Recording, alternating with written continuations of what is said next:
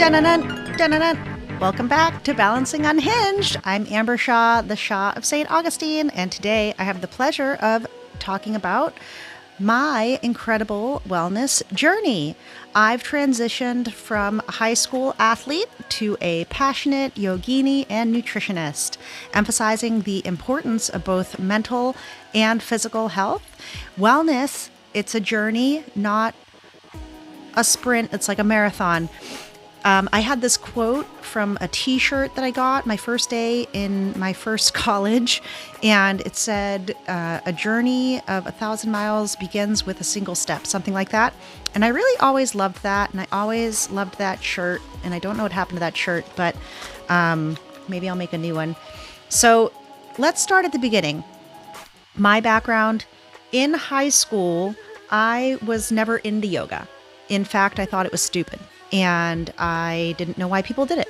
And I was preparing to be a Marine, and I was in ROTC for the Marine Corps Junior ROTC. I was captaining my tennis team, and I was also on the drill team for ROTC.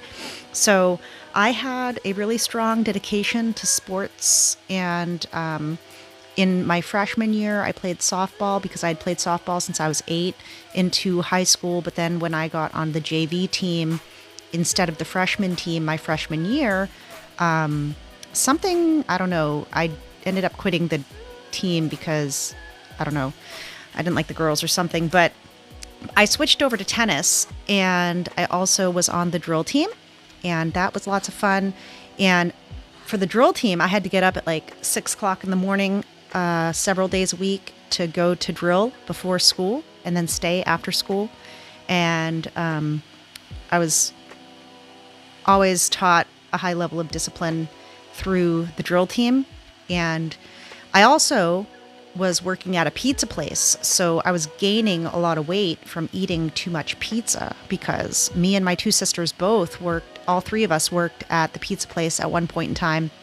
And every Friday, Saturday, sometimes Sunday, each of us would bring a large pizza home from the pizza place with our own special toppings on it that we chose and made for ourselves.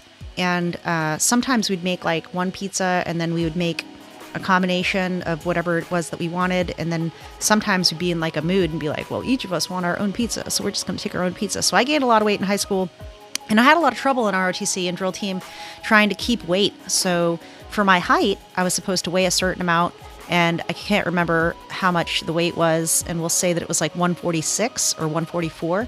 So I'd always try to pretend like I was taller, because the taller you were, the more you had to weigh. So if I weighed more and I was above my weight, then I would have to stress out and try to diet or starve myself or take diet pills or something. So for me, my wellness journey, it was physical, but it was also my emotional wellness was so ignored, I've got to say. Actually, when I was in high school, I was very close with someone who had a lot of mental health issues, and it impacted me severely. And I tried to sweep all my own feelings under the rug because someone else in my life was pretending like these things weren't happening and pretending like they didn't matter. So that's what I was learning.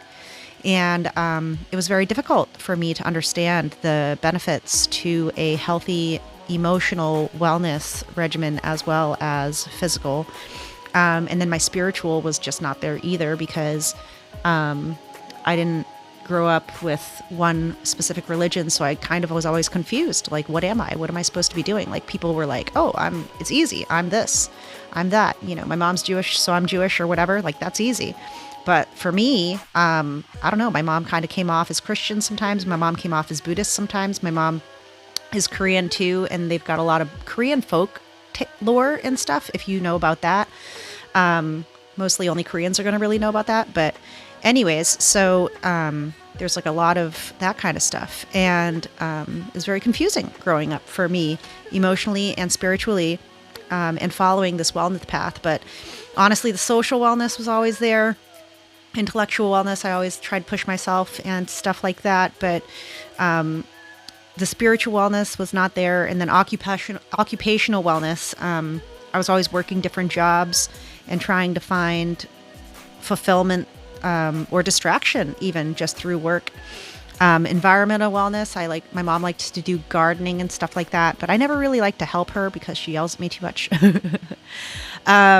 So that was high school, and that was the beginning of my wellness journey, where we tried to just learn more about like what I was supposed to be doing. And I just felt like people were telling me what to do, and I kept just taking orders, so it's like, what am I supposed to be doing? Somebody please tell me. And they go, okay, well, you need to weigh this. All right, well, I'm going to go work out. That's easy. But other stuff kind of fell by the wayside. So moving after high school, I got into my college experience. And in college, it could be a turning point for a lot of people. As I had mentioned, I had that awesome t-shirt that I loved about the journey of 1,000 miles, starting with a single step. I actually went to Daniel Webster College, and at Daniel Webster College no longer exists.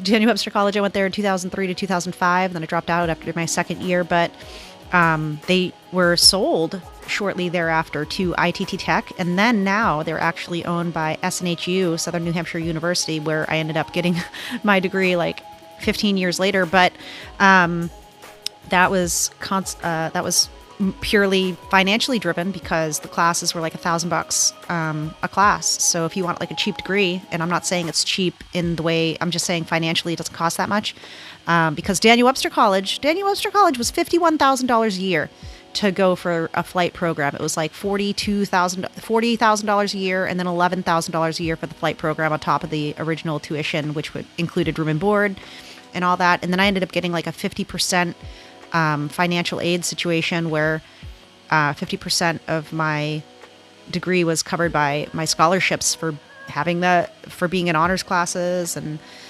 being in the Marine Corps OCS PLC program and stuff like that. But my experience was not much different. I got into Pilates actually because that's when I got into a lot of debt. Also because I was 18 and was able to get my first credit card. So one of the first things that I bought with one of my first credit cards was a Pilates set by Mari Windsor, who I love. And now I teach Pilates because of it. And I absolutely love Pilates. And that actually did help me dip my toe into being more open to trying yoga, because I was like, all right, well, Pilates is cool and it's kind of like yoga, but yoga still sucks. And then, so I had, gained, my freshman 15 in college. But it didn't come until my sophomore year, because my freshman year I was still in the Marine Corps OCS program, but then I dropped out. So after I dropped out of that program, I gave myself permission to stop working out and stuff like that. And I got gross.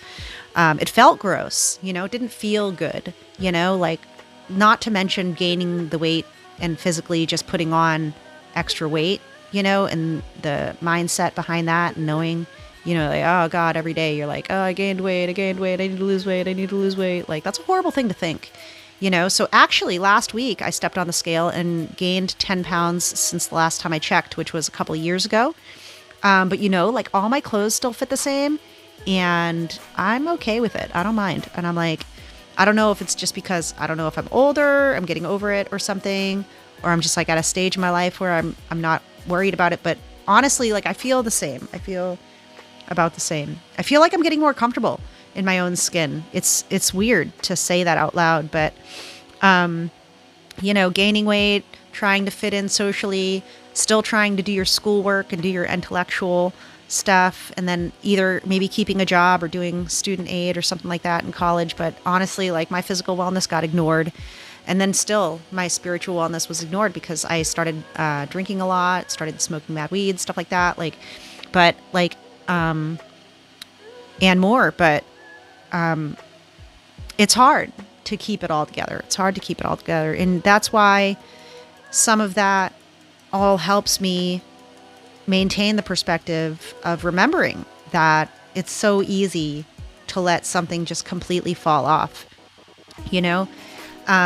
I'm not sure if I said it yet in this episode, but just a quick reminder, the 8 segments of wellness, as defined by SAMHSA, is physical, emotional, spiritual, financial, environmental, occupational, intellectual, and social. So, and yeah, even in college, it's hard to remain financially well, because a lot of students are poor. So you're like, in the back of your head, you're just like, I'm poor. I can't afford to do that. I can't do that.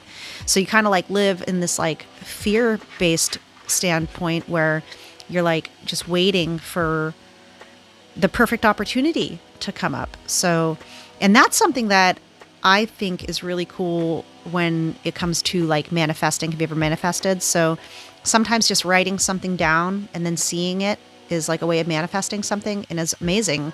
Like just a couple of weeks ago, I was trying to manifest something after I heard somebody say that she was going to manifest something.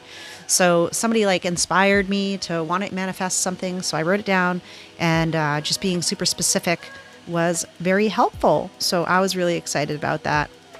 All right. So then I finally did discover yoga after college. I dropped out, and then I went to a community college while working full time. I was 22 and I was working full time. I had dropped out of school and went to another school and got an associate's degree instead of my bachelor's. But that, along with taking classes at a gym while I was a mystery shopper. I've been a mystery shopper for a while, and I'd get hired by places to do reviews and just check on certain things. They would send me like a giant list of stuff to do, and you make sure you read it first and then whatever. But I was mystery shopping at a gym, and they wanted me to mystery shop some classes. And I was feeling lazy, I think. And I was like, I guess I'll take a yoga class, because how hard could that be, right? Dude, it kicked my ass. And I've got to say that it was really fun, because at first I just had no idea what to expect. And again, like when I was in high school and I was just like waiting for people to tell me what to do, right? Like I love yoga because they tell you exactly what to do, like with your body, right? So it's like there's no thinking. And it's cool because then you kind of just get to relax. You move along and do what they're saying to do. So I'm like, it's like multitasking, maybe. And it was so funny. I was just watching The Simpsons last night with my kids, and someone in one episode was like, I have a medical condition where I always need to be multitasking. And ever since he said that, I was literally, I think even this morning, I was thinking, I was like, do I have a condition where I have to be multitasking? I don't know. Maybe I do. But anyways, so yoga was really interesting to me because of the teachers, because you go take these classes and the teachers say stuff that really sticks with you sometimes, and it resonates. And you know what's funny is I always hated the word resonates, and I don't know why.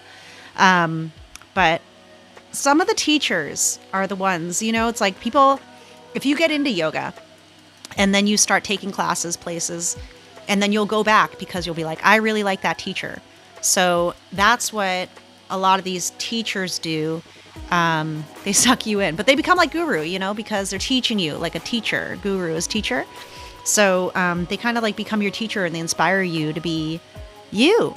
You know, I saw something else recently, and it said like a teacher doesn't teach you. A good teacher doesn't show you how to learn about something, but a good teacher teaches you how to learn it for yourself. Something like that. Almost like that Jesus-y quote from the Bible being like, teach a man to fish and he'll eat for a lifetime, or whatever. Catch a man to fish and then he'll eat for a day, or reverse, whatever that quote is. But for yoga, I like the social aspect of it, like being in a group, because like even for me myself, like I don't really do, I have my own yoga channel on YouTube where I post my classes that I used to record. But that's for other people, you know, that's just for me to be able to share and say like, I recorded this, and now, you know, I don't want it to disappear, I guess, but you know, I want it to be available. And not all my classes are amazing, but some of them are okay. And I still like them, whatever. So, but then, yoga also was a great intellectual challenge for me, because during the classes, and one thing that I do during my classes, I ask a lot of questions to my practitioners during my class. And it, you know, like you just ask yourself, how does that feel? Ask yourself if you notice any thoughts in your mind. Ask yourself if you're getting emotional, stuff like that. So sometimes it's funny during classes that some people don't understand that the questions are rhetorical, so they end up like answering me, and they don't have to. But sometimes we end up like conversing during the class, and it's funny because then you see just how people are. Like some people are introverted, some people are extroverted, some people like being touched, some people don't like being touched, like as far as like adjustments and whatever, you know, like in the triangle, like I can pull your hips back and stuff like that. And I love it when people adjust me, but some people don't like it. But also some people want that when they go to class, and then some people don't do it. But I like it. So any yoga teachers that are listening to this right now, next time you see me in your class, please give me some adjustments. All right, that'll help me with my physical wellness. All right. And then environmental wellness. I think that one fun thing is this meditation on the senses that we do sometimes. And I think I did it in my first podcast here, but I didn't do it in the rest of them. But what I was trying to do was you take your five senses, and you have your five senses: taste, touch, sight, smell, and I think it's olfactory or whatever, hearing, auditory. So if you could just cycle through your five senses and just think about what you're sensing of those senses in this moment, right? Like, what are you tasting right now? What are you smelling right now? What are you hearing right now? What are you feeling right now? Like, maybe you just feel your clothes on your body. Maybe you feel a breeze from the fan, or you're outside or something, you know? What do you taste? Did we already do that one? Smell. What do you hear? What do you feel? And what do you see? So then you can close your eyes, and then sometimes you can close your eyes and you can just notice what you're seeing behind your eyelids. Like for me, for some reason, I'm seeing like cat ears. So sometimes you see like something. Sometimes you see a squiggly line. Sometimes you can just gaze off into the distance and see like a point, or like you can see like color. Sometimes that kind of thing is fun. So I really loved that more insightful perspective with myself, because I feel like a lot of myself was always like, you know, take care of this person, take care of that person, go to work, go do this, go do that, you know, go help the customer, right? What about me? Nobody ever asked me how I felt. Honestly, I have a quote that my dad used to always say, and I say it to people sometimes because, you know, you get triggered or whatever. But I'm like, when I want your opinion, I'll give it to you. My dad used to say that. Well, he still probably does, because he's not around or anything. He's still around. So, but that was a fun one, you know? Like, I grew up with this thought that my opinion didn't matter. And then there was like these, I remember being in school and they would have like critical thinking questions. And like, oh, think critically. And I'm like, what do you mean, think critically? What does that mean? Think critically. Think hard? Think really hard about that? I don't fucking understand. Some things like did make sense. And it was really cool because, and that leads me up to my pivotal life-changing experience in Malaysia. And I was 23 and I was working at this ad agency, and I got in trouble at the ad agency. I was working there for like a year and a half, and I was doing pretty good. I was doing okay. I was fairly average. I was not like a superstar like Rocky, who was sat next to me, but love that guy. Rocky Pizza. He's the best. So I used to work at this ad agency, and it was really fun to work there and stuff until one day I had posted something on Facebook, and it was like, fuck that fucking cunt, something like that. And like, it didn't say a person or something, but like I got in trouble because somebody printed it out, and we had a visitor from Chicago visiting our offices in Boston area. And this guy, somebody printed out my Facebook post and gave it to the company president. And then they pulled me into a meeting and they said, why did you write this about that guy from Chicago? I was like, I didn't write this about that guy from Chicago. What are you talking about? And like, oh, well, somebody printed this out and said that you wrote this about that guy from Chicago. And I'm like, no, I did not. It was actually about someone else here. But like, honestly, there was no name on it at all, right? But like the time that I wrote it on Facebook was like during work hours, right? Like so messed up. Like I can't have a life outside of work, whatever. Anyways, so in that moment, I was like, dude, fuck this.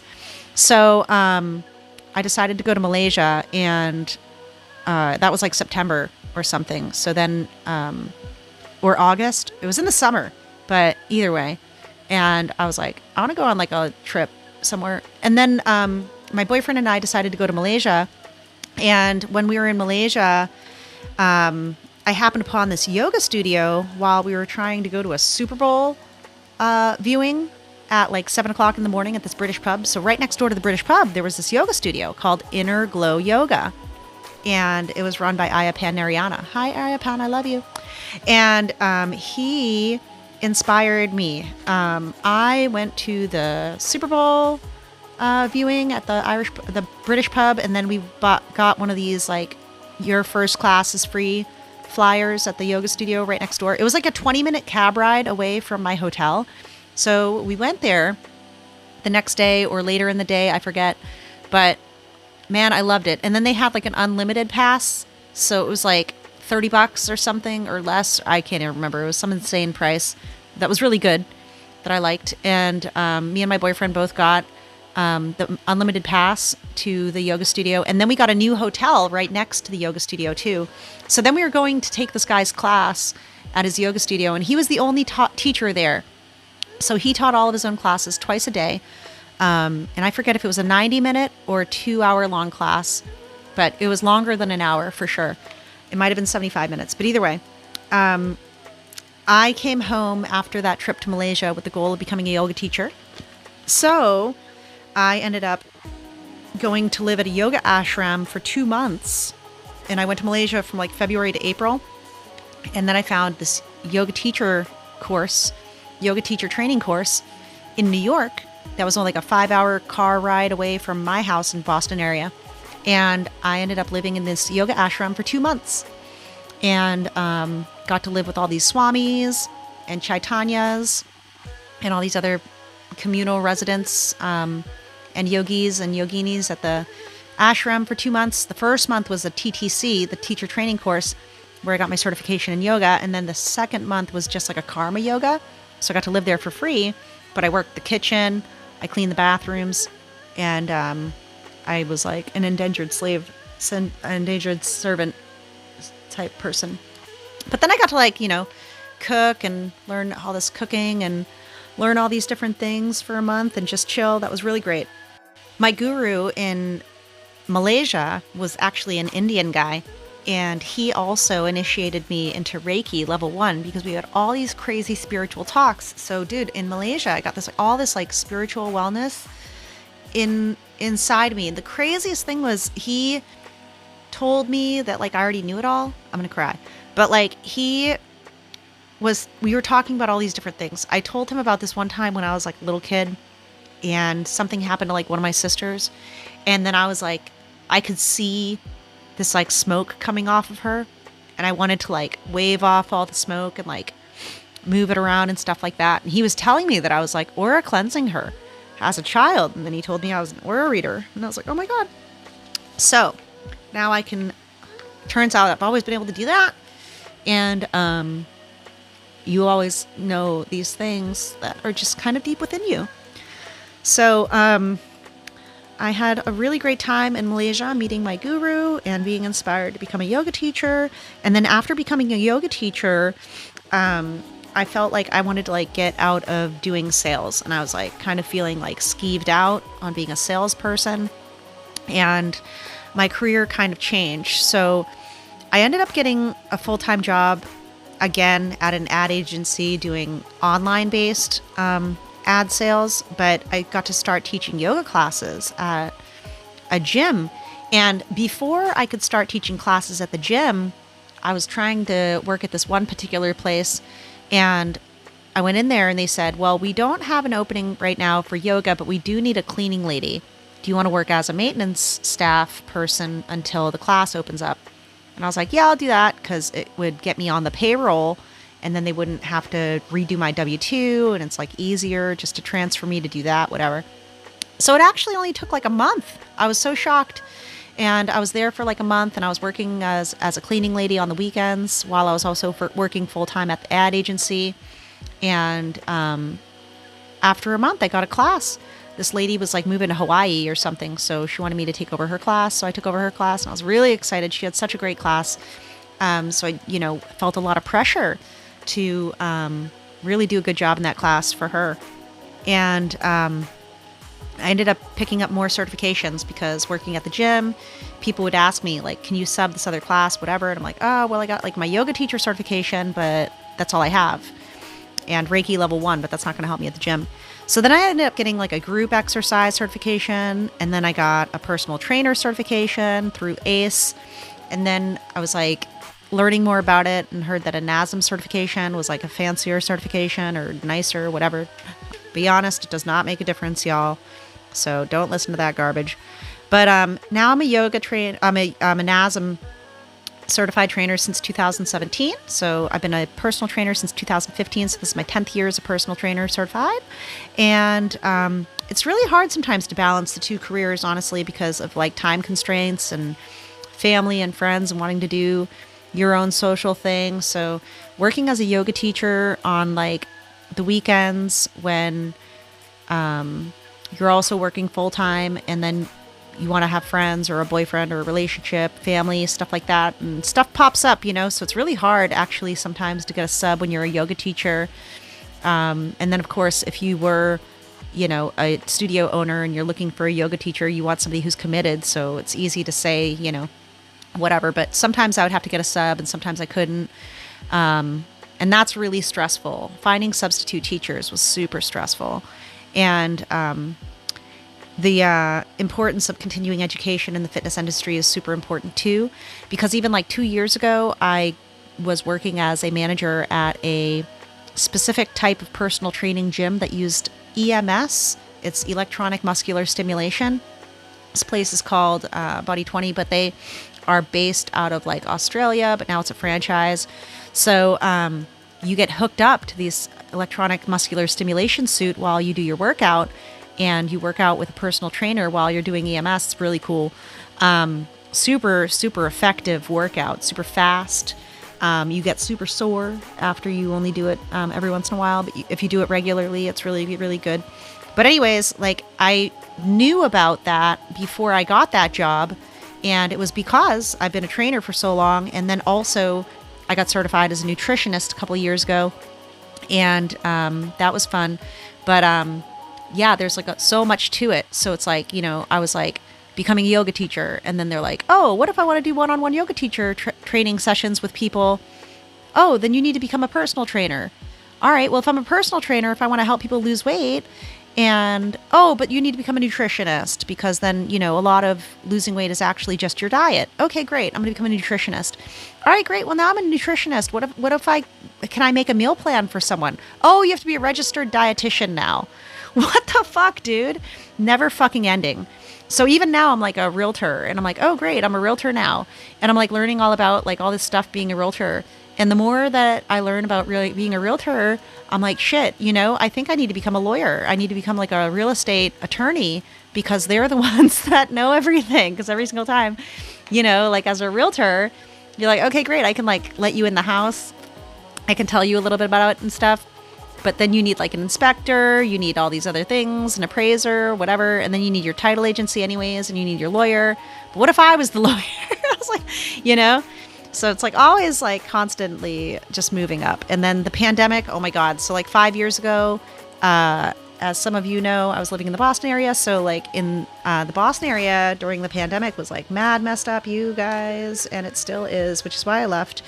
But it really impacted my life, because in 2020, when that all happened, I was actually not working in sales at all, and had just left a recruiter position in the fall of 2019.